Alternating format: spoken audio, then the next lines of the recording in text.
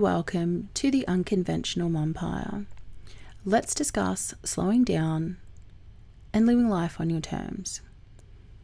Grab a coffee, take a seat, have a moment to yourself. Let's discuss all things motherhood, business, and life.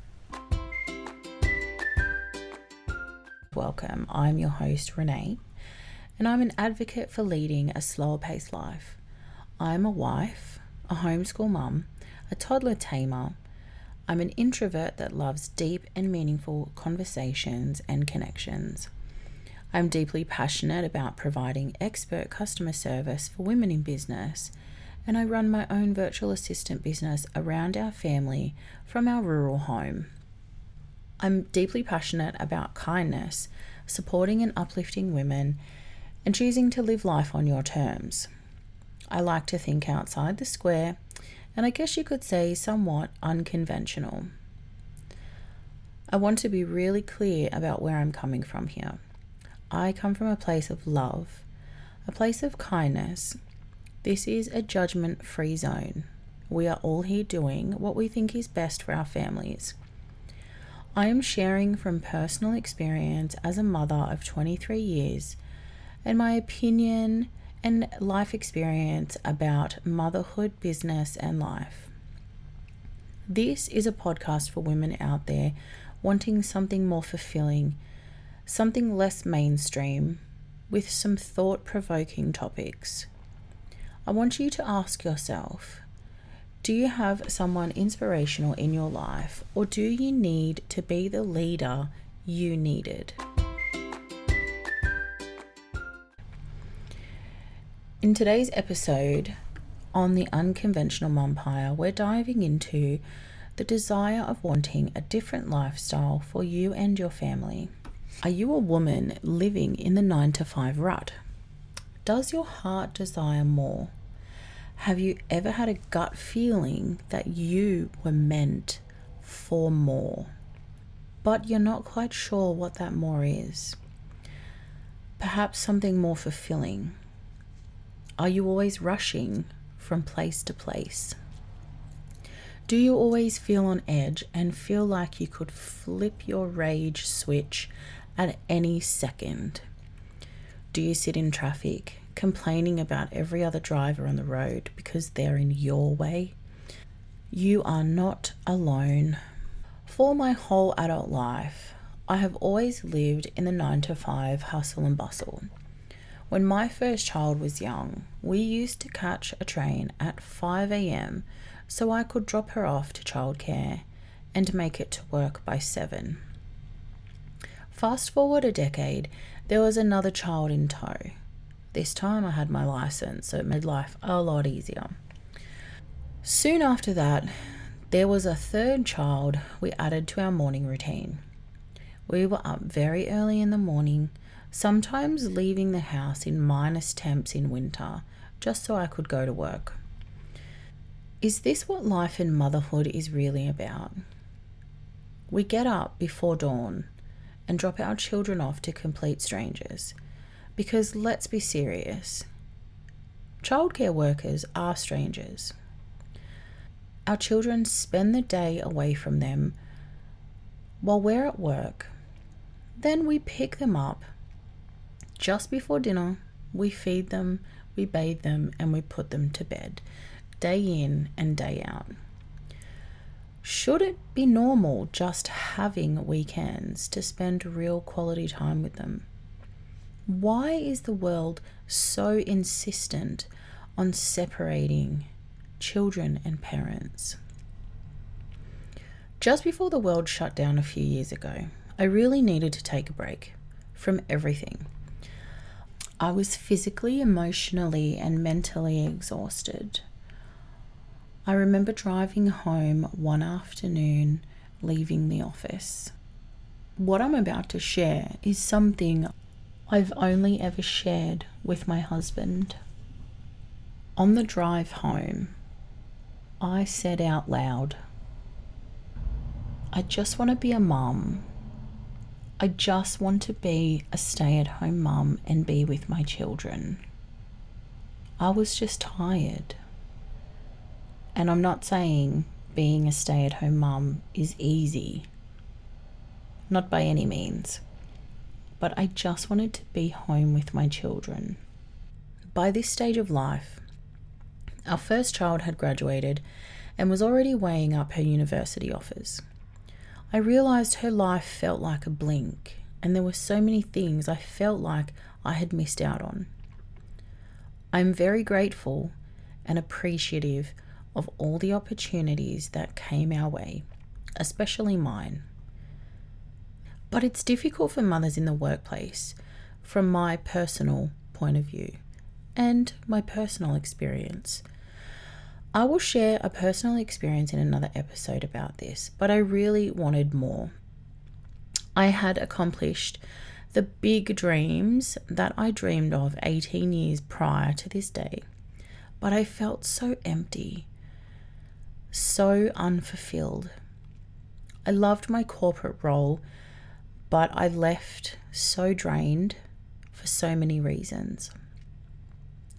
Anyway, our fourth child came along, and she was just the blessing in disguise to help us navigate a new way of living. For me personally, when I returned back to work in 2003, 2004, I created a whole new life. This was a huge mindset shift for me, and it was quite mainstream, in the sense that I just followed the daycare and workplace option. I never dreamed of owning my own business, and it honestly never crossed my mind. Now, 20 years later, as a 40-year-old woman, I am unlearning so many things in so many aspects of my life. My positions in my career were always around customer service. I learned very quickly that it is important to always be kind, because behind that smile, some people are fighting some really rough battles. I know this is a very heavy topic, but you could be the final straw for someone, and you can make or break their day. If you're someone that is struggling at the moment, I will pop some numbers in the show notes below. There is support out there. Reach out if you need some support. In customer service, we generally wear the brunt of everyone's frustrations and anger, even though it is not directly aimed at us. We see the flow-on effect our lifestyle has on our moods and how some people treat others. We live in such a fast-paced, aggressive world where we feel the need to be busy all the time. We seem to have forgotten what it's like to feel calm and to feel peaceful. The aggressive, raging customers may be difficult to deal with, but I often wonder how hard their life must be if this is their external voice. We don't end up any further in life by being aggressive or rude. In fact, we are only harming ourselves by holding on to such anger. It is not my place to judge.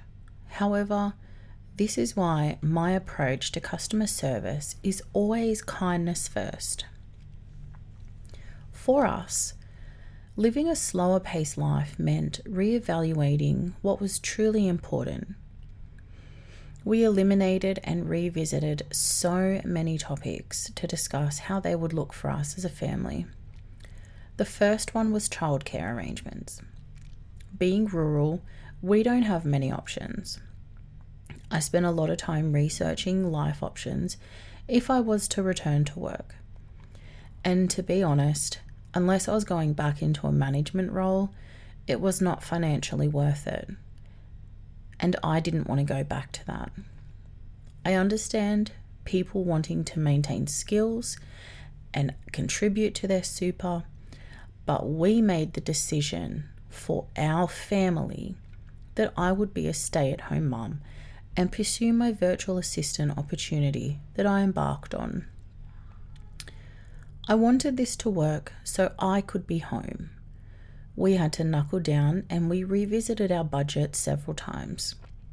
Yes, we lost my income, but our home gained so much more. I became present, less stressed, and a lot calmer. Sure, I have my moments. I am human, but nothing like before. I had to break down and focus on our why and create a new thought process for myself. The village that people talk about, we don't have that. It's just us. So we juggle activities and all the needs between ourselves. Is it hard? Yes, of course. But I know that this is a very short season and it will pass very quickly, even though it doesn't feel like that when we are deep in the muddy trenches. When it feels hard, I find the best solution for me is to pull back and ask myself, why does it feel hard? Is it me? Am I tired? Do I need a break? What can I do to help this feeling pass? Have I been outside today? Is the noise overwhelming? One of the biggest things that helps us when I'm feeling overwhelmed is I take myself and the kids, if they're here, and we go outside. This may not be for you. There may be something else that calms you, but outdoors is our thing. We need to get outside.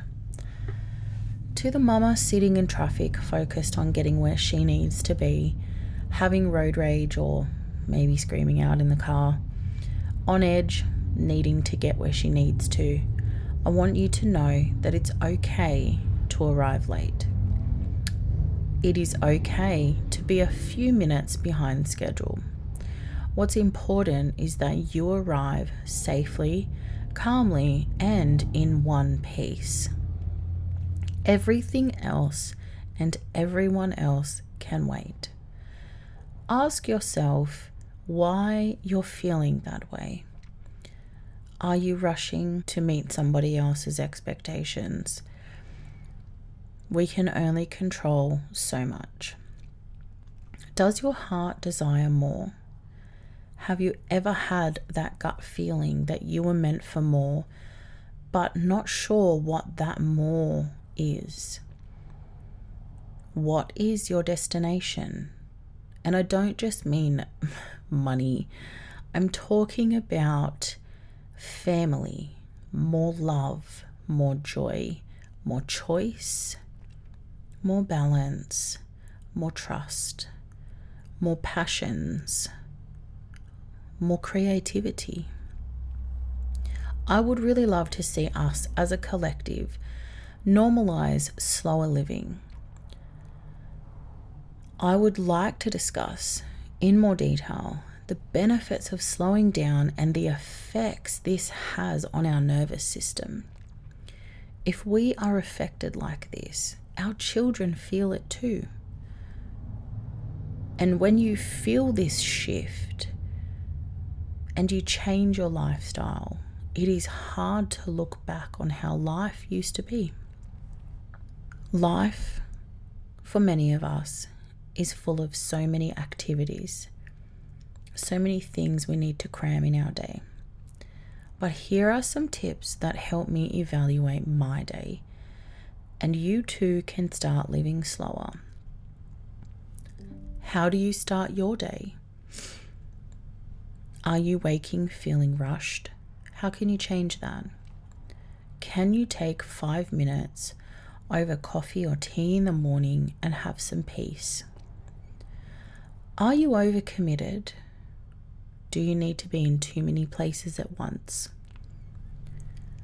How can you change that? Are you being fair to yourself? Yes, the housework needs tending, but are you making this manageable? Why are you rushing? There are so many layers to this question, but is it time to reduce your commitments? Remove those things that are not serving you. Maybe it is time to stop doing those things. Are you taking time out for yourself during the week? When self-care is part of your week, you'll be surprised at how much better you feel. And I don't just mean taking a shower and washing your hair. That's a wrap for today's episode. If you enjoyed today's episode, be sure to subscribe, rate the show, and leave a review. Connect with me on socials and join the conversation using hashtag Unconventional Mumpire. Join our mailing list. Check the show notes below for all the links. I would love to hear your thoughts on any topics you'd like me to cover for future episodes. Thank you for listening, and I appreciate you being here. Keep living with purpose and passion. I'll catch you in the next episode. Until next time, be the leader you needed.